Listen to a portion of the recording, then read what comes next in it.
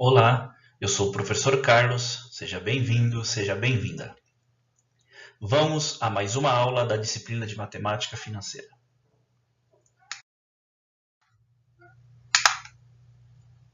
Nessa aula, a nossa ideia é começar a introduzir alguns conceitos de regimes de capitalização que nos permitirá a realização, a execução de alguns exercícios.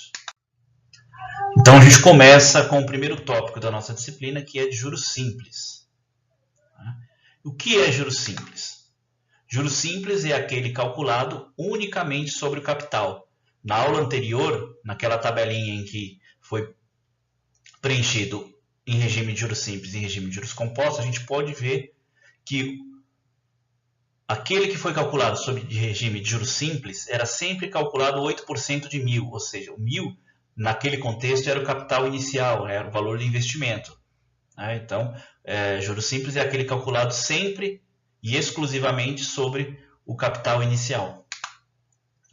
Como que a gente procede o cálculo de juros simples? Existe uma formulinha, alguns livros adotam uma determinada nomenclatura, outros livros adotam outra. Nesse nosso curso a gente vai adotar essa nomenclatura que eu vou apresentar agora.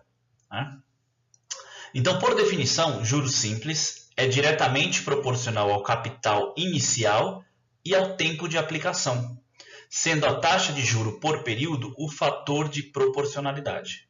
Ok? Isso a gente vai ver um pouquinho na prática a aplicação dessa definição. Algumas informações que a gente vai utilizar daqui até o final do nosso curso. Então, PV. PV para nós vai ser o capital inicial ou o principal, o valor do investimento. Alguns livros adotam a letrinha C de capital. Nesse nosso curso, até por fazer analogia à calculadora HP12C, que vai ser nosso instrumento de trabalho, a gente vai adotar o PV como sendo o capital inicial. PV de Present Valor, que nada mais é na tradução para o português, valor presente. Então, valor presente, capital inicial, principal, são todos sinônimos. J para nós vai ser os juros. A gente pode notar que a nossa HP não tem uma teclinha J, que permita calcular diretamente os juros, mas J para nós vai ser juros. N vai ser o tempo, o prazo, o período da aplicação. A gente vai notar também na nossa HP, na primeira linha lá de cima, que é a linha com as funções financeiras, que vai ter uma teclinha N. E o I que vai representar a nossa taxa de juros. E a gente pode notar também que na HP, na primeira linha, a gente vai encontrar uma teclinha I. Em relação ao prazo, ao tempo que nós estamos adotando N, alguns livros adotam T de tempo. Mas por essa analogia que eu já expliquei do uso da HP, a gente vai fazer o uso do N. Okay? E a formulinha, a primeira formulinha, porque em juros simples a gente vai trabalhar com duas fórmulas básicas. Então a primeira fórmula que a gente vai utilizar é para cálculo de juros, que vai ser juros vai ser igual ao valor presente vezes a taxa vezes o prazo. Então nesse início o que nós precisamos saber e lembrar é essa formulinha. J igual a PV vezes I vezes N. Aqui nós vamos ver duas informações importantes. A primeira, que aí eu peço que vocês tomem atenção, tomem nota, porque isso aqui faz uma diferença na hora de resolver os exercícios, é que é muito importante que a gente observe que essa fórmula só pode ser aplicada se o prazo da aplicação, o nosso N, for expresso na mesma unidade de tempo a que se refere a nossa taxa, o I. Ou seja, se a minha taxa é uma taxa de 3% ao ano, o meu prazo tem que ser em anos. Por exemplo, 8 anos, 5 anos. Se a minha taxa está em dias, 1% ao dia, o meu prazo tem que estar em dias, 30 dias, 128 dias. Quando isso não acontecer, a gente vai precisar fazer uma adequação. Ou seja, a gente vai precisar ou transformar o prazo adequando a unidade da taxa. Exemplo, a minha taxa é de 2% ao mês e eu tenho prazo de 60 dias. Bom, 60 dias são 2 meses. Então eu vou, no lugar de 60, eu utilizo 2. 2 meses com uma taxa ao mês, ok, eu posso proceder à aplicação da fórmula.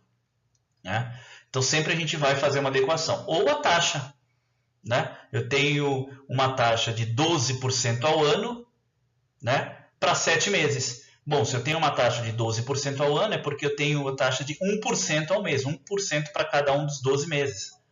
Então eu utilizo 7 meses e utilizo 1% ao mês de taxa, e não 12% ao ano. Ficaria a taxa de 1% ao mês, 7 meses, poderia proceder à aplicação da taxa, né? Então essa é uma primeira informação bastante importante.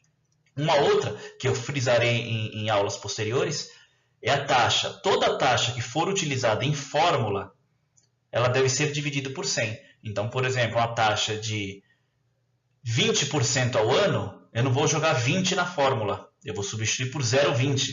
20 dividido por 100.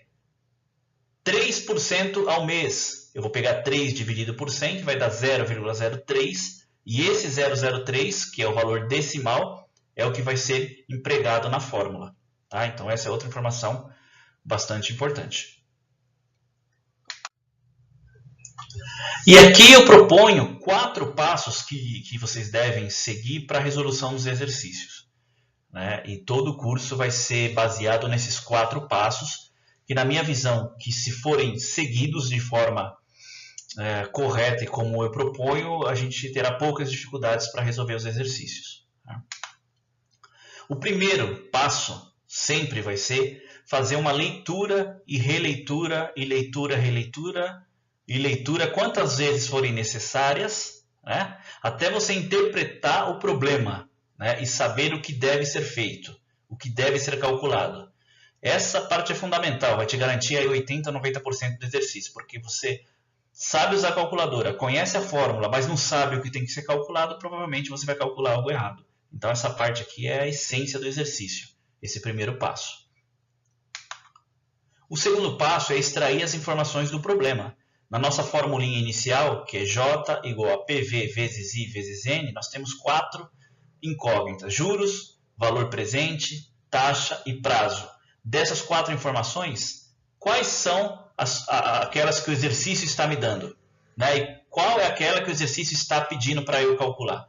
Então, a gente, no segundo passo, extrai essas informações. Feito isso, no terceiro passo, a gente vai para aquela observação que eu falei há pouco, né? Ou seja, vou verificar se o prazo e a taxa de juros estão na mesma unidade. Eu não posso utilizar uma taxa ao ano e um prazo ao mês, eu não posso utilizar um prazo em dias e uma taxa ao mês, eles têm que estar na mesma unidade, né? Quando estiver ok, quando não estiver, eu fico atento e faço a adequação que eu julgar necessário. Feito isso, o quarto e último passo, talvez o mais tranquilo, é escolher e aplicar a fórmula. Eu coloquei escolher porque nesse momento a gente só tem uma fórmula, mas ao decorrer do curso teremos várias, então vai ser necessário saber qual fórmula utilizar para aquele exercício. Nesse primeiro momento seria só aplicar a fórmula porque a gente conhece uma só, mas escolher se faz necessário porque a gente vai ter um leque de fórmulas, então vai ser importante você escolher a fórmula adequada, né, e aplicá-la no exercício, né? Essa aula é bem curtinha, ela é só para apresentar a fórmula, né, de juros simples, que a gente vai começar a resolver alguns exemplos, apresentar esses passos para a resolução que é de extrema importância de serem seguidos, né, e principalmente aquelas observações que a gente tem que estar atento na hora de resolver um exercício. Ok? A gente se vê na próxima.